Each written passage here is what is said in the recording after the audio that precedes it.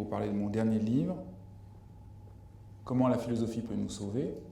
Alors sauver ici n'a pas le sens de sauver de la perdition, dans un sens religieux, mais sauver au sens où le mot sauver, il faut l'entendre comme dans sain et sauf. Sauver, ça veut dire nous rendre à notre entièreté d'être humain.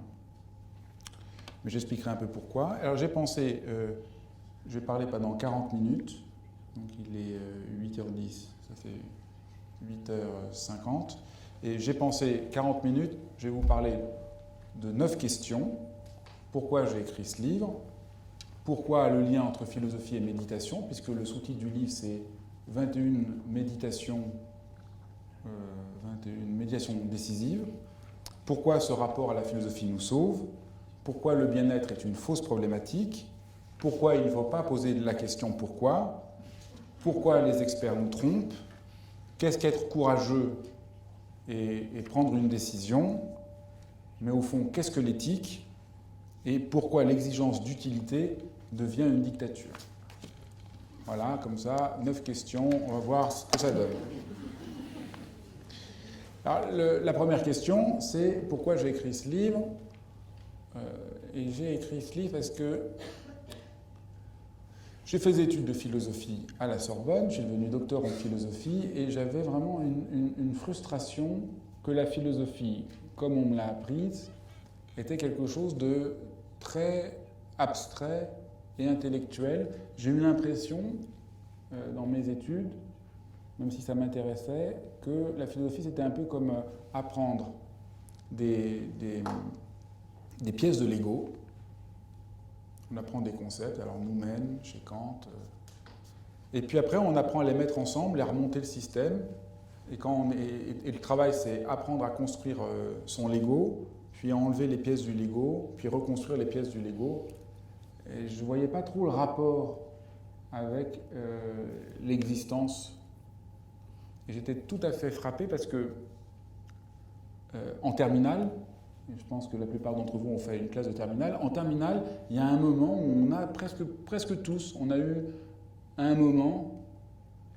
On a vu que la philosophie parlait de quelque chose d'absolument décisif sur notre existence. Alors, il y en a qui ont eu beaucoup de chance, qui ont eu un prof qui les enthousiasmait toute l'année, d'autres, ça a duré qu'à un moment. Mais au fond, tout le monde a bien fait l'expérience que la philosophie nous parle de quelque chose d'absolument décisif.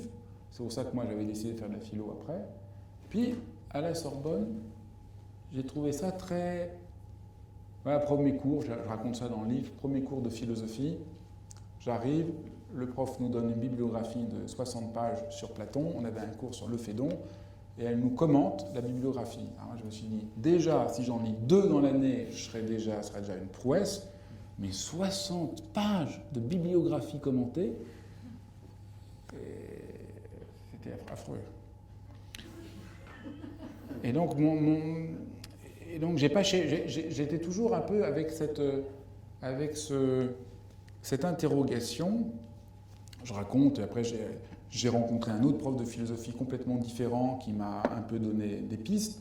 Et puis la découverte de la pratique de la méditation m'a beaucoup éclairé justement sur ce qu'a magnifiquement expliqué Alexis, que méditer c'est exister, c'est apprendre à entrer dans la plénitude d'être un être humain. Et puis quand je lisais les textes même des philosophes, je voyais bien que les philosophes parlaient bien de quelque chose qui avait à voir avec ça, qu'on a touché quand on a fait des études de philo en terminale, qu'au fond, les textes de philosophie nous parlent bien de notre propre existence, ils essayent de montrer quelque chose. Et donc, je me suis engagé dans un travail, dont le livre est un peu le fruit d'une vingtaine d'années de travail, pour essayer de revenir à quelle est l'expérience philosophique même. Parce qu'au fond, il n'y a pas beaucoup d'entre vous qui vont lire Kant. Mais je crois que chacun d'entre vous peut voir quelque chose qu'a été l'expérience de Kant. Tout le monde n'a pas besoin de savoir comment on construit une maison dans le détail, mais tout le monde peut apprécier une belle construction. Et donc voilà, je crois que d'un certain point de vue, tout le monde peut être en rapport à la philosophie, même si on n'a pas obligé d'apprendre. Et donc on va prendre le détail d'une philosophie. Et donc je me suis rendu compte qu'on faisait les choses à l'envers. On présentait le jeu de Lego avant de montrer quelle était l'expérience première quelle était l'expérience décisive. Et alors c'est absolument frappant, parce que qu'est-ce que fait Socrate? Il va sur la place publique, parler à tout le monde et interroger tout le monde en disant que tous les gens autour de lui qui savent des choses, à l'époque on appelle ça des sophistes, on dirait aujourd'hui des intellectuels, il y a des intellectuels partout, ils parlent, et Socrate leur pose des questions et se rend compte qu'au fond ils ne savent pas tant de choses que ça. Et c'est un peu le cas à toutes les époques. Descartes, il en a marre aussi des intellectuels de son temps, il appelle ça la scolastique, parce qu'à l'époque c'est les écoles religieuses qui sont développées. Oui, aussi.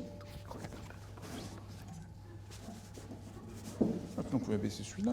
Non, là, celui-là, on prend des risques. L'autre, on ne prend pas de risques. Hein. Parce que c'est celui-là qu'on entend. Moi, je préfère faire plutôt comme ça.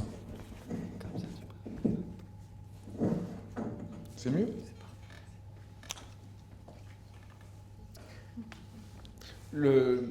Donc, Descartes, donc, on avait construit des écoles religieuses, et tout était mis un peu dans un certain carcan. Et Descartes, il veut réouvrir tout.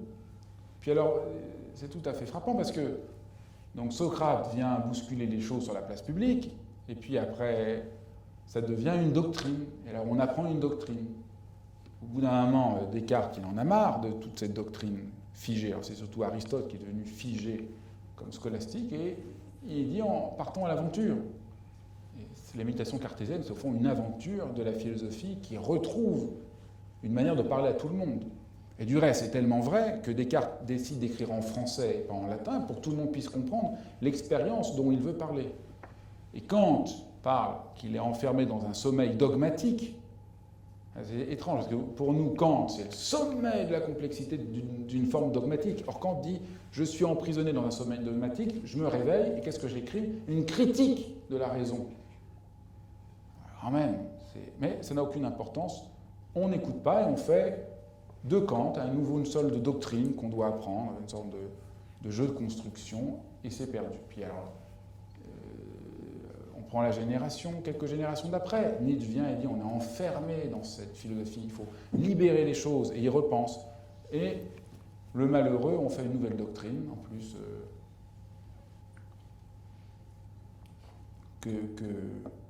qu'on instrumentalise, que ça serve à instrumentaliser, qui serait soi-disant en rapport au nazisme.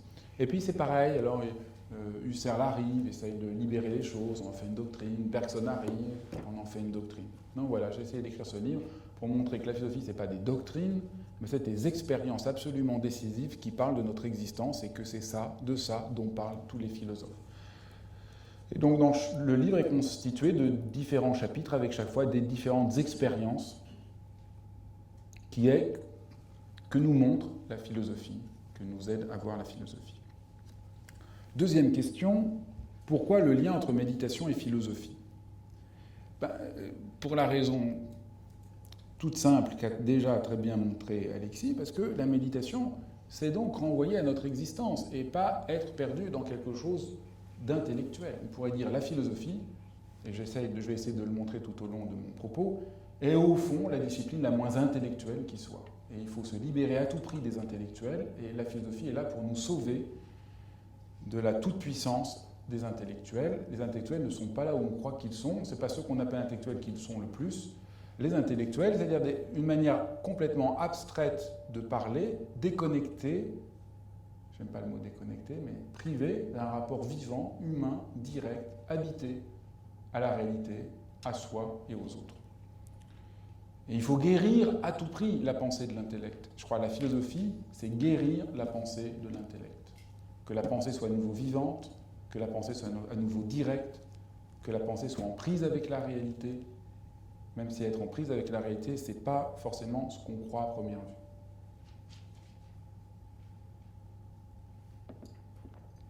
L'intellect, c'est d'avoir des idées sur les choses. La pensée, c'est partir dans un élément d'aventure qui fait qu'on rencontre quelque chose, qu'on répond à neuf, qu'on prend un risque. Voilà le lien entre méditation et philosophie. Alors évidemment, la méditation aide à comprendre la philosophie, La philosophie est une expérience méditative.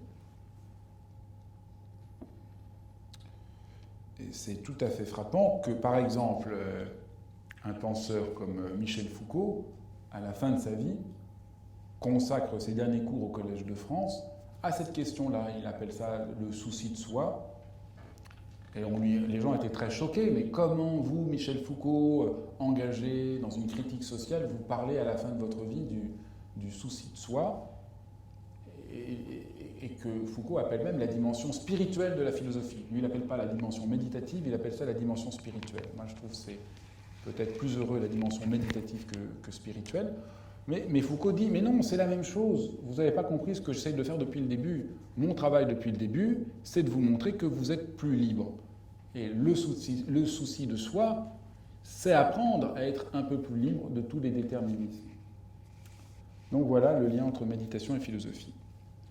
Pourquoi ce rapport à la philosophie nous sauve ? Ce rapport à la philosophie nous sauve en tant qu'elle nous ramène justement à notre existence, c'est-à-dire à notre entièreté. Quand nous sommes privés, comme nous sommes... on pourrait dire ça comme ça. Pourquoi la philosophie nous sauve ?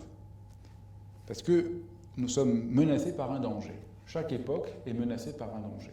Penser, c'est à la fois penser le rapport à notre existence, mais penser, c'est aussi d'abord examiner où il y a quelque chose de périlleux. Vous ne pouvez pas essayer de répondre à quelqu'un sans voir ce qu'il y a de périlleux. Or, ce qui est périlleux au Moyen-Âge n'est pas ce qui est périlleux aujourd'hui. Or, qu'est-ce qui est périlleux aujourd'hui ? Voilà ce qu'il faudrait essayer de creuser. Et ce qui est périlleux, c'est peut-être, comme ça, j'y reviendrai tout au long de ce que j'ai à dire, mais ce qui est périlleux, c'est que quelque chose est menacé de notre intégrité. Nous sommes de plus en plus réduits à un ensemble de fonctions. Partout, dans l'entreprise, nous sommes des fonctions. Quand nous sommes malades, nous sommes des fonctions.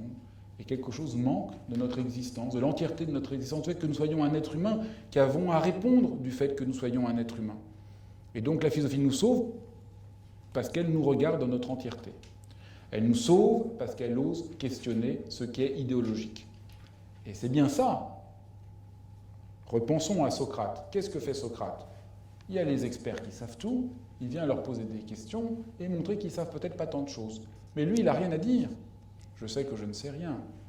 Au fond, il n'a pas quelque chose à dire, il n'a pas un savoir à dire. Il a quelque chose à faire être chez ceux qui l'écoutent, qui est leur faire confiance à leur propre intelligence. Ce qu'il appelle penser par soi-même. Aider les gens à penser, à pouvoir penser par eux-mêmes et à se libérer de ce qui devient idéologique. Quelle est l'idéologie aujourd'hui ? Et au fond, avant même de répondre, au fond, c'est ça la question de la philosophie. C'est poser une question, déjà avoir le droit de poser des questions qui aident chacun à voir par où il est enfermé et pas libre, prisonnier par une idéologie. Voilà, ça c'est ça. Et tout philosophe est quelqu'un qui vient aider à poser des questions. Alors c'est le complet, vous voyez, c'est le complet antipode de l'intellectuel qui sait tout. Le philosophe, il ne sait pas grand-chose. Peut-être même il ne sait rien. Mais il pose des questions et il ouvre la possibilité du questionnement. Et la possibilité du questionnement, c'est la possibilité que quelque chose reste vivant.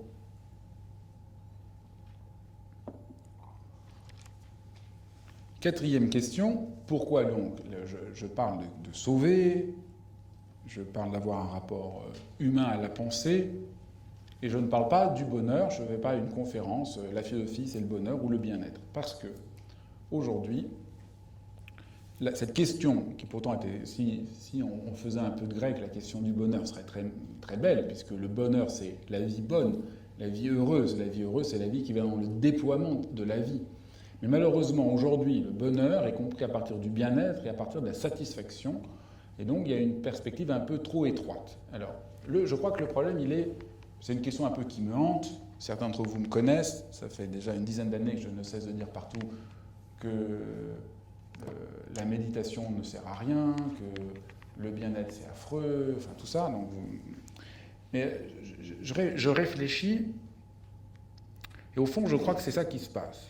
Mais on aura l'occasion dans les questions, vous me direz si vous êtes d'accord ou si je me trompe. On sent bien que ça ne va pas trop bien. On sent bien qu'on a un problème. On est de plus en plus stressé, tendu. Il y a une pression que la plupart d'entre nous vivent.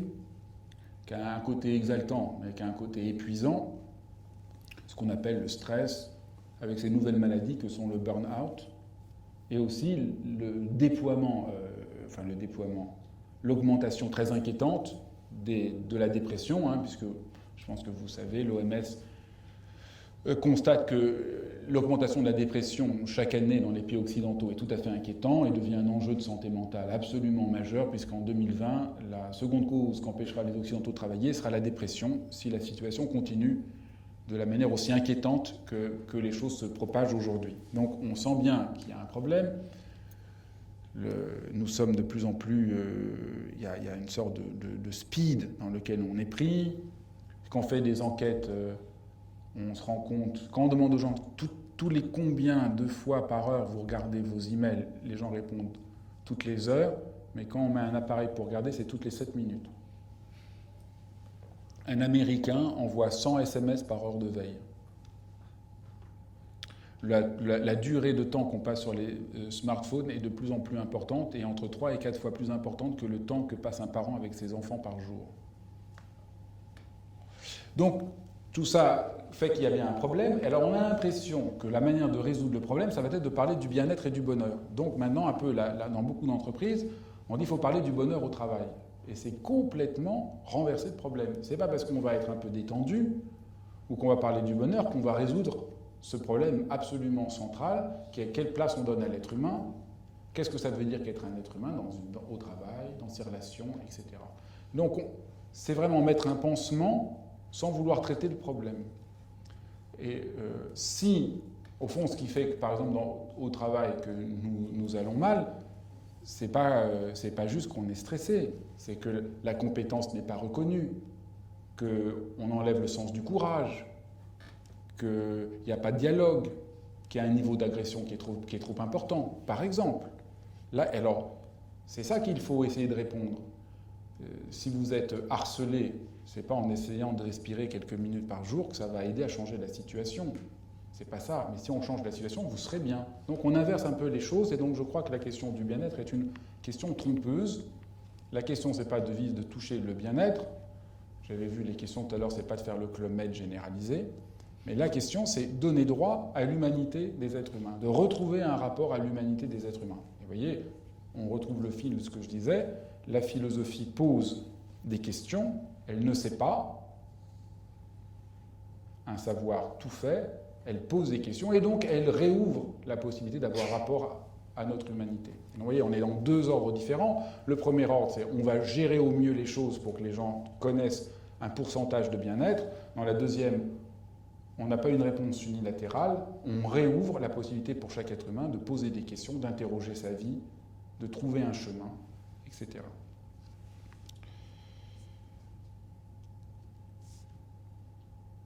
Ce que j'essaye donc de montrer, c'est qu'il y a une perspective qui est en train de nous emprisonner, qui est une entreprise, on pourrait dire, je l'ai nommé d'abord une entreprise d'intellectualisation des experts, une entreprise de bien-être qu'on pourrait gérer au fond.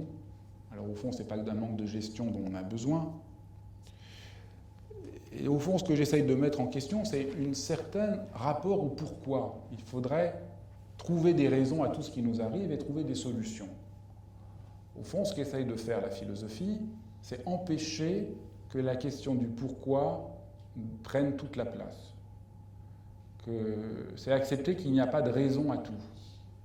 Nous, on veut qu'il y ait des raisons à tout parce que ça nous rassurerait, mais en voulant être à ce point rassuré, on perd l'énigme qu'est notre existence. On pourrait dire, ce que je dis, on pourrait le dire autrement. Être un être humain, vivre, il y a une énigme. Et la philosophie, c'est accepter cette énigme. Et nous avons tendance aujourd'hui à vouloir supprimer cette énigme en donnant des réponses à tout. Moi, j'avais été très, très sensible au livre que vous avez peut-être lu d'Anne-Dauphine Jullian, « De petits pas sur le sable mouillé ». Est-ce que certains d'entre vous ont lu ce livre, « De petits pas sur le sable mouillé » ? Quelques personnes. C'est un livre très émouvant d'une dame qui raconte comment elle a accompagné sa petite fille qui avait une maladie génétique orpheline et qui est morte quelques années plus tard. Donc c'est un livre très émouvant, assez poignant, avec une très profonde dignité. Et Anne-Dauphine Jullian, elle dit, quand on lui demandait, et elle écrit dans le livre, qu'est-ce qui vous a fait tenir dans cette épreuve de voir votre enfant qui va mourir, et elle disait, ne jamais chercher à savoir pourquoi. Et elle disait plus dans un entretien, elle disait, on connaît les raisons médicales, cette maudite conjonction de mauvais gènes, c'est une explication valable, mais ce n'est pas une réponse. Pourquoi cette maladie, cette souffrance, et pourquoi nous? Et elle explique très bien que la seule possibilité de tenir, de pouvoir continuer, c'est de ne jamais entrer dans le pourquoi, avec tous les problèmes que ça peut poser. Et c'est très important parce que le pourquoi, l'illusion du pourquoi, c'est l'illusion d'une explication causale, qu'on pourrait trouver des causes à tout ce qui est. Et c'est une simplification de la complexité du réel qui est absolue, qui nous prive de notre propre humanité. Et donc, il y a une conception de la causalité qui est beaucoup trop mécanique. Alors bien sûr, la causalité est valable dans un domaine très précis, et c'est très important, mais vouloir que tout soit régi par l'ordre de la causalité, c'est profondément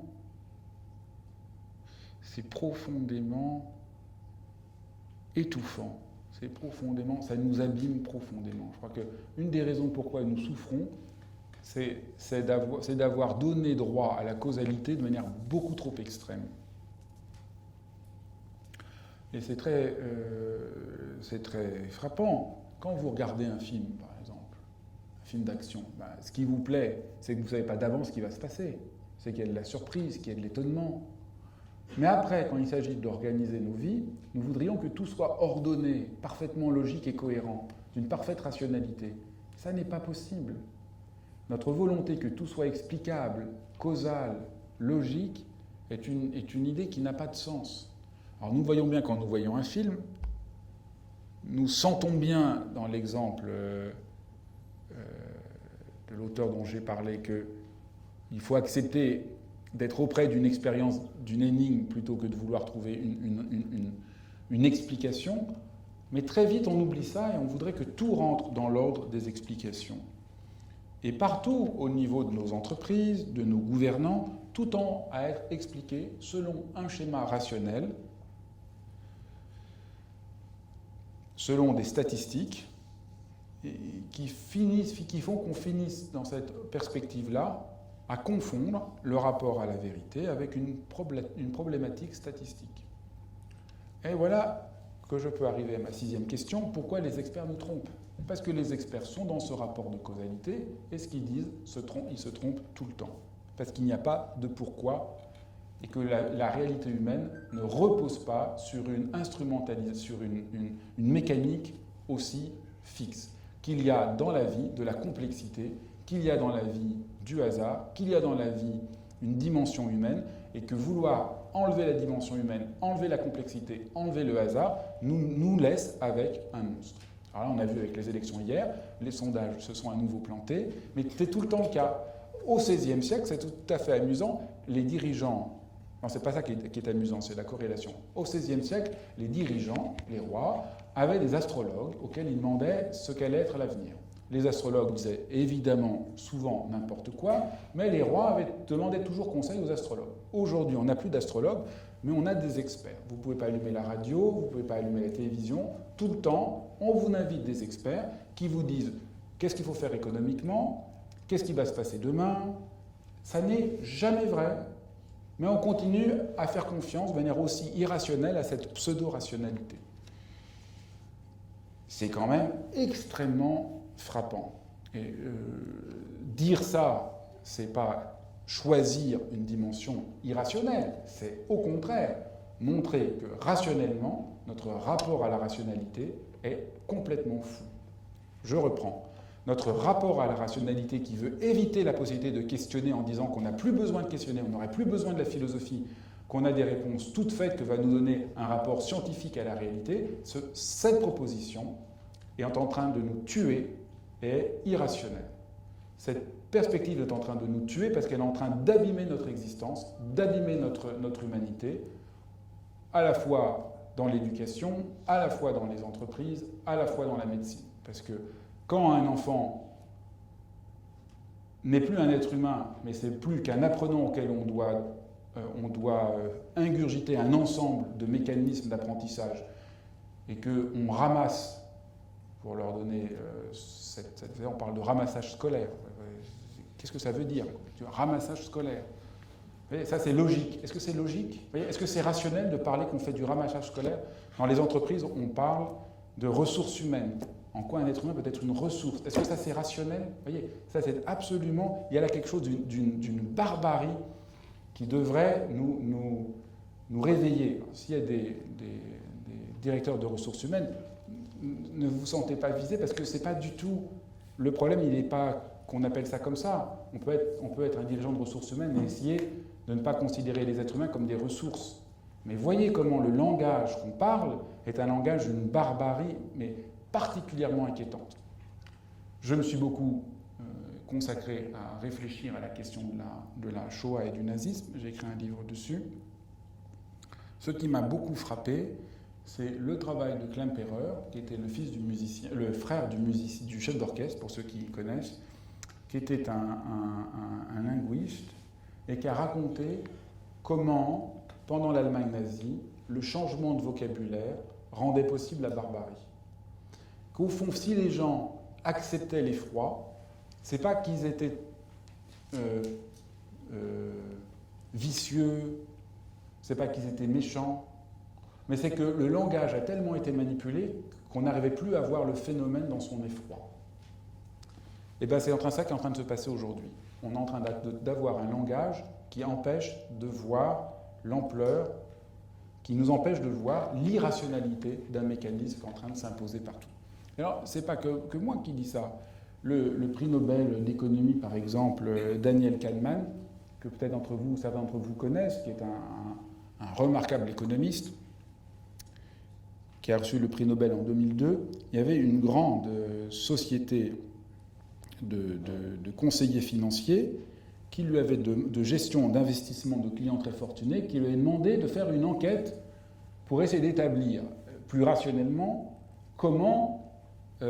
quels étaient les meilleurs conseillers et quelles étaient les procédures qui permettaient aux conseillers de prendre les meilleures décisions sur 25 ans. Donc il a eu accès à toutes les données, il a fait une très grande enquête, résultat de son enquête. Alors chaque année, donc, la société récompensait par des primes très conséquentes les meilleurs conseillers financiers. Donc on voulait mettre ça un peu sur fiche pour pouvoir reproduire la mécanique des meilleurs conseillers. Résultat, chaque année, dit Kahneman, vous ne récompensez que le hasard. Quand on regarde précisément, l'ensemble des facteurs fait que vous croyez que vous récompensez la compétence, vous ne récompensez que le hasard. Ça lui a valu le prix Nobel à Kahneman, d'avoir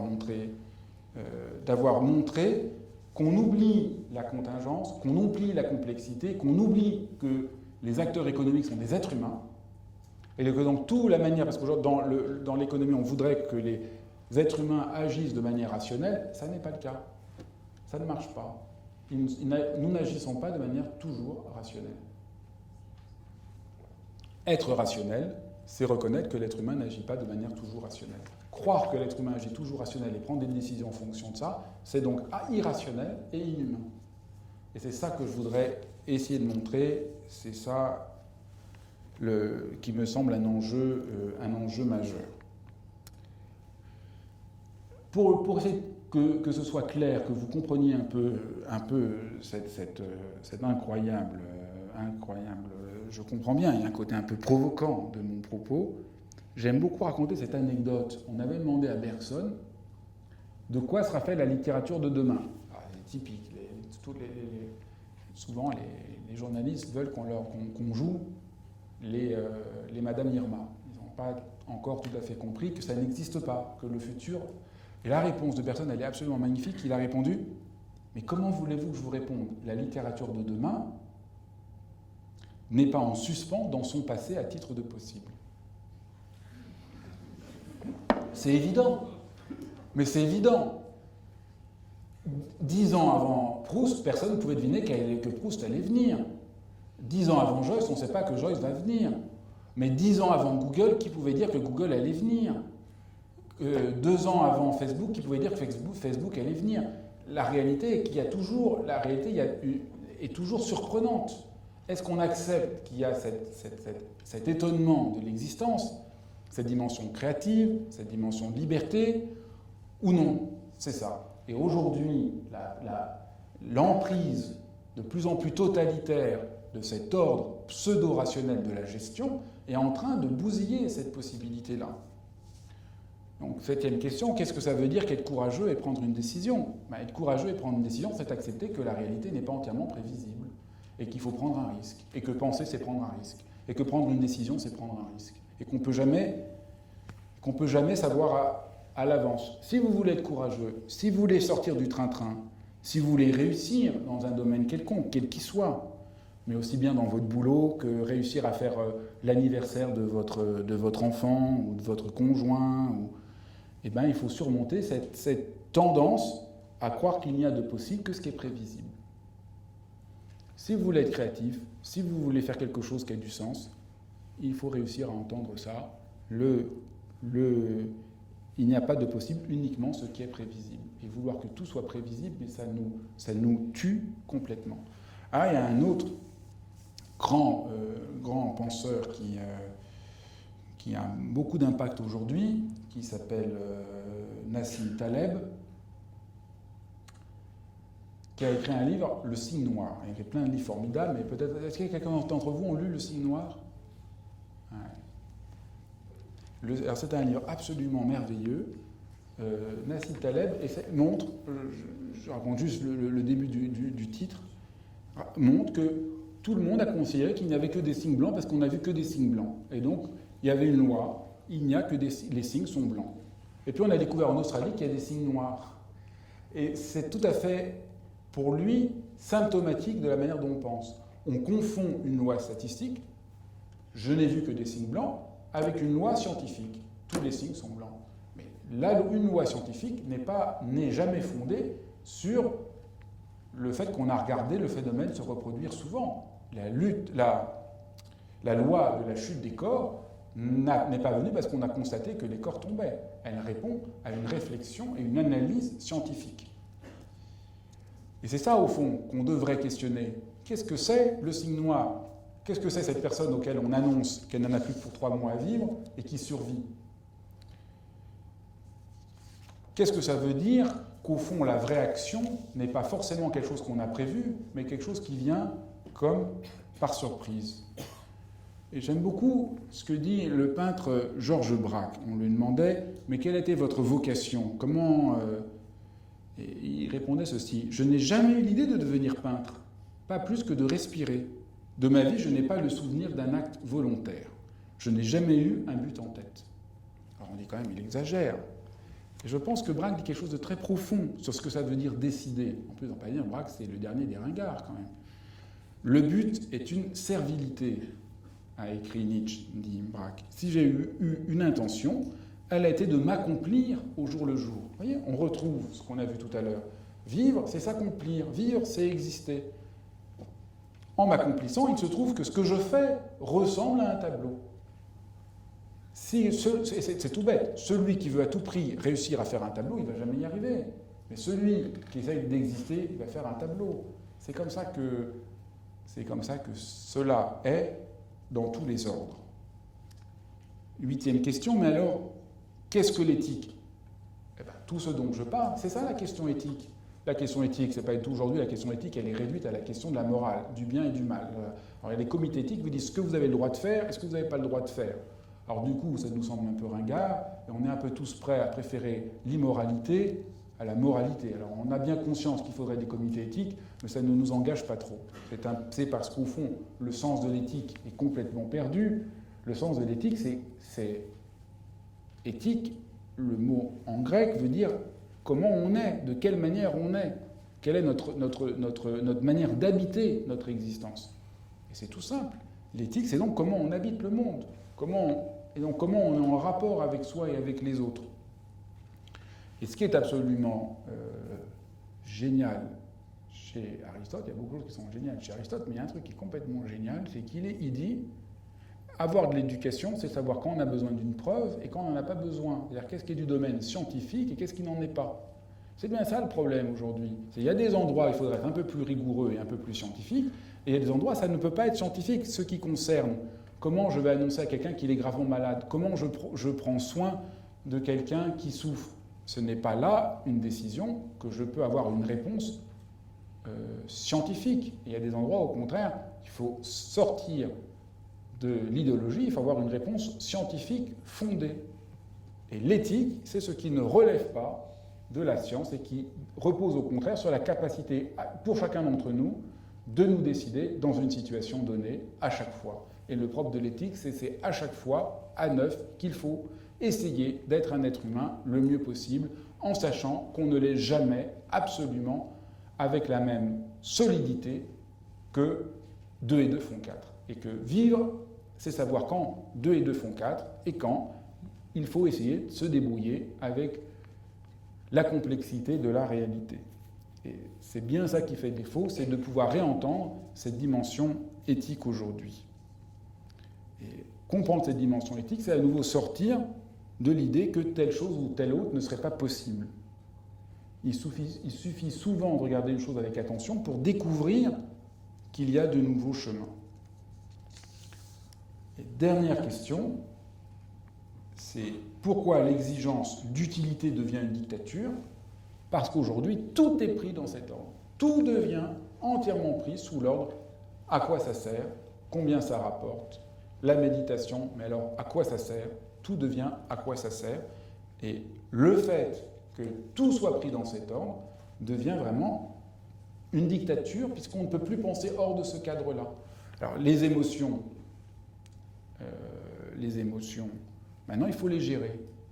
Nos émotions, il faut les gérer. C'est profondément monstrueux de gérer nos émotions, puisque gérer, c'est un mot, comme je dis toujours, de l'ordre économique.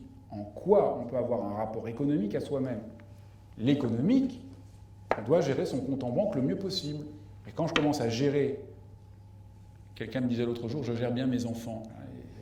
Non, là, quand même, la langue, on sent que ça résiste.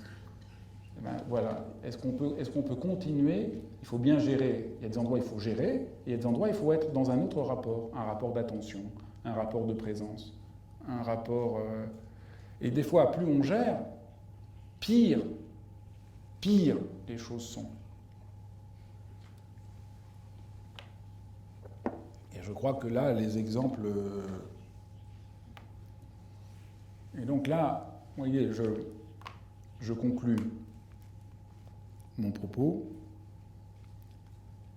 Sortir de l'utilité, c'est retrouver la dimension humaine de la pratique, au sens de ce qu'on a vu tout à l'heure de la praxis. La vie humaine est une praxis, elle n'a pas d'autre fin qu'elle-même.